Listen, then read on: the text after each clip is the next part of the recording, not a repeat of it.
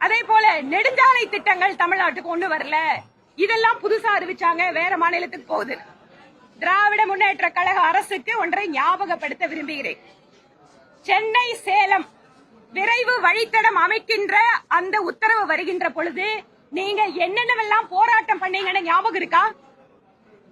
ஒரு திட்டத்தை அறிவிக்கின்ற பொழுது அதை எதிர்த்து போராடி விட்டு ஆட்சிக்கு வந்ததுக்கு பின்னால ஐயோ எங்களுக்கு திட்டம் கொடுக்கல அப்படிங்கிற இந்த இரட்டை வேட நாடகத்தை திமுக அரசு நிறுத்திக் கொள்ள வேண்டும்.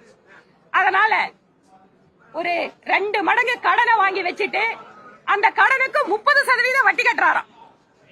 4.25 லட்சம் கோடி கடனுக்கு 1.4 லட்சம் கோடி கடன் கட்டுறீங்கன்னு சொன்னா கிட்டத்தட்ட 30% யாராவது கடனுக்கு வட்டி கட்டுவாங்களா? அப்ப எந்த அர்த்தத்துல இந்த மாதிரியான ஒரு விஷயத்தெல்லாம் சட்டப்பேரவையில பேசுறாங்கன்னு தெரியல. அதனால் அதிகமான இன்னைக்கு புள்ளி விவரத்தைப்படி 11% வளர்ச்சி கண்ட மாநிலம் அப்படின்னு தமிழ்நாட்டுக்கு பெருமை பேசுகின்ற நீங்கள் இன்னொன்றையும் சேர்த்து பெருமை தேடிக் கொள்ளுங்கள். இந்தியாவிலேயே அதிகமாக கடன் வாங்கி இருக்கின்ற மாநிலமும் தமிழ்நாடுதான்.